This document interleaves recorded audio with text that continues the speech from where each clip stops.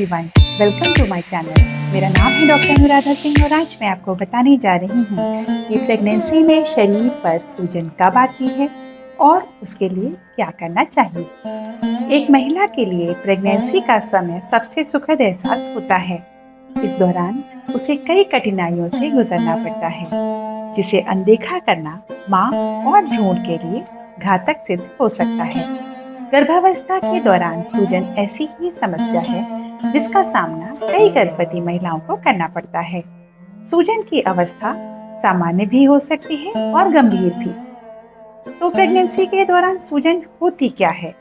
देखिए, टिश्यू या ऊतक में तरल यानी लिक्विड के जमाव को सूजन कहते हैं। इससे शरीर का एक भाग या कई भाग प्रभावित हो सकते हैं।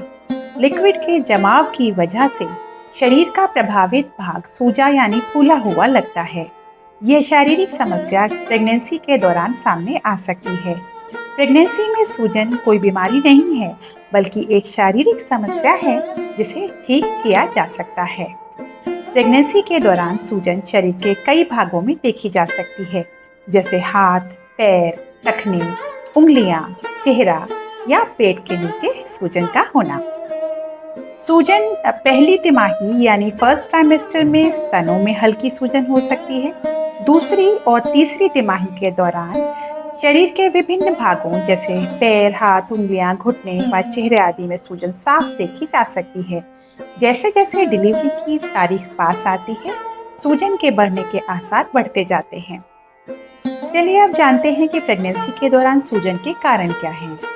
प्रेगनेंसी के दौरान शरीर में पानी की कुल मात्रा 6 लीटर से 8 लीटर तक बढ़ जाती है और ये स्थिति शरीर के विभिन्न भागों में सूजन का कारण बनती है।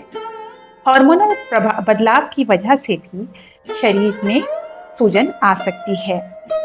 शरीर में हार्मोनल बदलाव की वजह से सोडियम और लिक्विड की मात्रा बढ़ जाती है, जिससे शरीर के कई भागों में सूजन आ जाती है।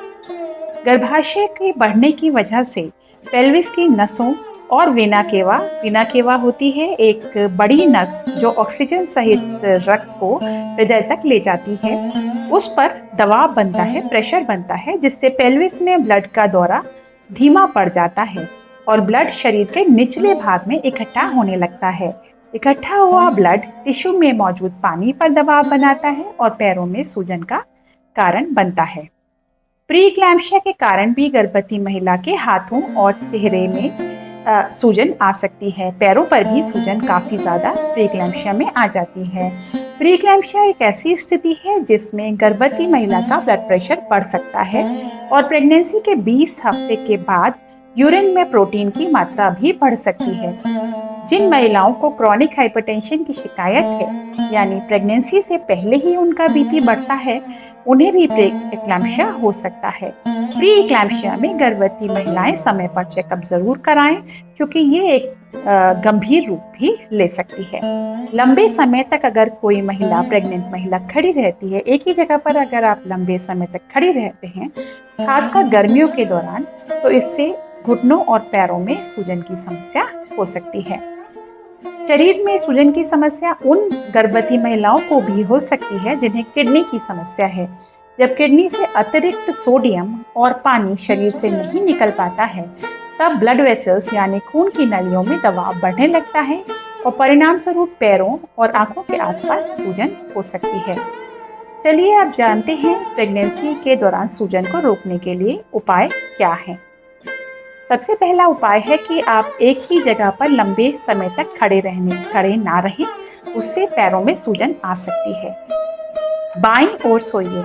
गर्भावस्था के दौरान महिलाओं को अपनी बाईं ओर सोना चाहिए। इस प्रकार सोने से हृदय, गर्भाशय और लिवर समेत पूरे शरीर में रक्त का संचालन यानी खून का दौरा सही बना रहता है। हवादार और आरामदायक जूते पहनिए।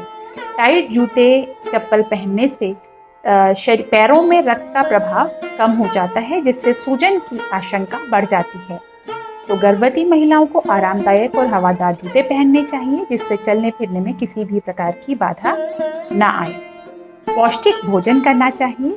गर्भावस्था के दौरान पौष्टिक भोजन बहुत ज़्यादा ज़रूरी है। पौष्टिक भोजन आपके संपूर्ण स्वास्थ्य के साथ साथ सूजन जैसी समस्याओं की आशंका को कम कर देता है। गर्भावस्था के दौरान सूजन को कम करने के लिए आप डॉक्टरी सलाह पर एंटी इन्फ्लेमेटरी गुणयुक्त खाद्य पदार्थों का सेवन कर सकते हैं, जैसे पालक, केल, बादाम, कुछ मछलियाँ जैसे सालमन, टूना, संतरे, ब्लूबेरी आदि। सोडियम का आपको कम सेवन करना है, यानी नमक आपको कम लेना है, क्योंकि अगर सोडियम ज़्यादा है तो शरीर में पानी बहुत ज़्यादा रहेगा। शरीर को आप हाइड्रेटेड रखें। शरीर की सूजन से बचने के लिए जितना हो सके शरीर को हाइड्रेटेड रखें। हाइड्रेटेड शरीर सूजन की अवस्था को ठीक करने का काम करता है। ढीले और आरामदायक कपड़े पहनिए। सूजन अगर आ गई है तो ढीले ढाले और आरामदायक कपड़े पहनिए। तंग कपड़े आपके सूजे हुए भाग के लिए तकलीफदायक हो सकते हैं। फिजियोथेरेपी आप करा सकती हैं। शरीर की सूजन को कम करने के लिए आप फिजियोथेरेपी का सहारा ले सकती हैं। थेरेपिस्ट आपकी सूजन की अवस्था के अनुसार आपको एक्सरसाइज और थेरेपी दे सकते हैं। पूल में अगर आप आराम करें तो उससे बहुत आपको इसमें आसानी होगी।